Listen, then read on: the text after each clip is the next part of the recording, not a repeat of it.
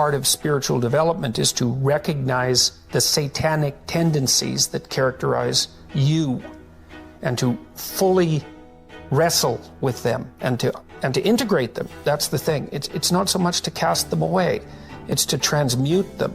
You know, and you can see the difference between people who've done that and people who haven't, at least to some degree, because people who haven't integrated the shadow at all are naive.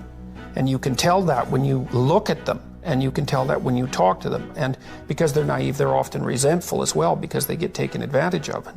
And someone who's integrated that more, they're dangerous in the martial arts sort of way, which is they're dangerous, but they don't have to use it because their presence radiates implicit potential for havoc. And that's really necessary. It's one of the things that gives people self-respect. If you're harmless, you're not virtuous. You're just harmless. You're like a rabbit. Rabbit isn't virtuous. It just can't do anything except get eaten. It's not virtuous. If you're a monster and you don't act monstrously, then you're virtuous. But you also have to be a monster. Well, you see this all the time. Harry Potter's like that too. It's like he's flawed, he's hurt, he's got evil in him. He can talk to snakes, man. He breaks rules all the time.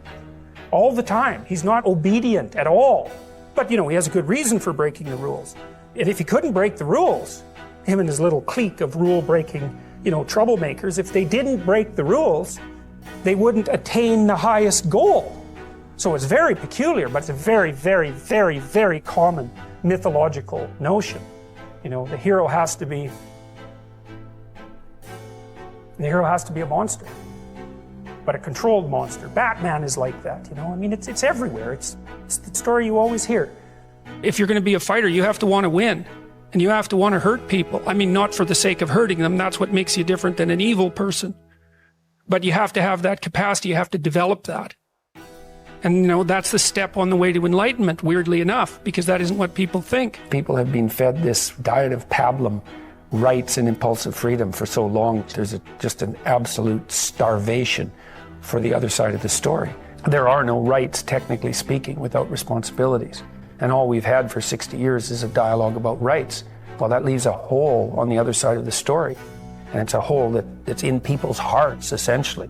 Because responsibility, well, perhaps that's not more important than rights. Like I said, they're part and parcel of the same formula. But it's in responsibility that most people find the meaning that sustains them through life. It's not in happiness. It's not in impulsive pleasure. Those things blow away at the first ill wind. But to adopt the responsibility for your own well-being and to try to put your family together and to try to serve your community and to try to seek for eternal truths and to live them, that's the sort of thing that can ground you in your life enough so that you can withstand the difficulty of life. And when you tell people that, especially when you include yourself in the audience, let's say, and you're not finger waving from above, then everyone knows that it's true. There's been this attempt to identify masculine competence and power, let's say, but mostly competence with tyranny. And that's very, very hard on young men. It's also hard on young women, for that matter. But it's very helpful for people to hear that they should make themselves competent and dangerous and take their proper place in the world, because it's the alternative to being weak. And weak is not good. The people who shoot up the high schools, they're weak. They're weak. And life is a very difficult process, and you're not prepared for it unless you have the capacity to be dangerous. That doesn't mean that you should be cruel. It doesn't mean any of that. There's a statement in the New Testament, the meek shall inherit the earth. But the meek isn't well translated. It means something more like, those who have swords and know how to use them but keep them sheathed will inherit the world. That's a way better way of thinking about it. You have to be powerful and formidable and then peaceful, in that order, right? And that's not the same as being naive and weak and harmless, which is what young men are being encouraged to be. It's like, that's a very bad idea. It's a very bad idea, because naive, weak, and harmless means that you can't withstand the tragedies of life. You can't bear any responsibility. You'll end up bitter. And when you get bitter, then you get dangerous. You don't treat adult men as if they're infants. But the young men really need to hear this more, I think, is that you should be a monster. You know, because everyone says, well, you should be harmless, virtuous. You shouldn't do anyone any harm. You should sheath your competitive instinct. You shouldn't try to win. You know, you don't want to be too aggressive. You don't want to be too assertive. You want to take a back seat and all of that. It's like, no. Wrong. You should be a monster, an absolute monster, and then you should learn how to control it. Someone who is incapable of cruelty is a higher moral being than someone who is capable of cruelty. And I would say, and this follows Jung as well, that that's incorrect, and it's dangerously incorrect, because if you are not capable of cruelty, you are absolutely a victim to anyone who is. And so part of the reason that people go watch anti-heroes and villains is because there's a part of them crying out for the incorporation of the monster within them, which is what gives them strength of character and self-respect, because it's impossible to respect yourself until you grow teeth. And if you grow teeth, then you realize that you're somewhat dangerous, or maybe somewhat seriously dangerous, and then you might be more willing to demand that you treat yourself with respect and other people do the same thing. And so that doesn't mean that being cruel is better than not being cruel. What it means is that being able to be cruel and then not being cruel is better than not being able to be cruel. Because in the first case, you're nothing but weak and naive. And in the second case, you're dangerous, but you have it under control. And you know, a lot of martial arts concentrate on exactly that as part of their philosophy of training. It's like, we're not training you to fight. We're training you to be peaceful and awake and avoid fights.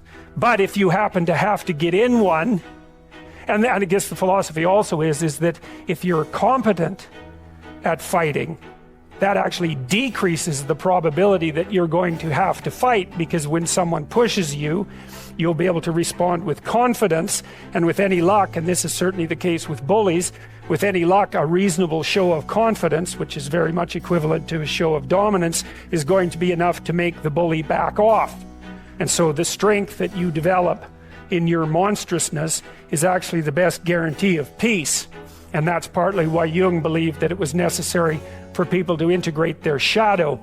And he said that was a terrible thing for people to attempt, because the human shadow, which is all those things about yourself that you don't want to realize, reaches all the way to hell. And what he meant by that was, it's through an analysis of your own shadow that you can come to understand why other people are capable, and you as well, of the sorts of terrible atrocities that characterized, let's say, the 20th century. And without that understanding, there's no possibility of bringing it under control. When you study Nazi Germany, for example, or you study the Soviet Union, particularly under Stalin, and you're asking yourself, well, what are these perpetrators like? Forget about the victims, let's talk about the perpetrators. The answer is, they're just like you. And if you don't know that, that just means that you don't know anything about people, including yourself. And then it also means that you have to discover why they're just like you. And believe me, that's no picnic. So that's enough to traumatize people, and that's partly why they don't do it. And it's also partly why the path to enlightenment and wisdom is seldom trod upon, because if it was all a matter of following your bliss and doing what made you happy, then everyone in the world would be a paragon of wisdom. But it's not that at all. It's a matter of facing the thing you least want to face. This is an interesting thing about the integration of the shadow, because recognizing yourself as the locus of evil, let's say, actually, in some sense, gives you far more respect for yourself, strangely enough, because the same respect that you might have for a wild animal or even a monster.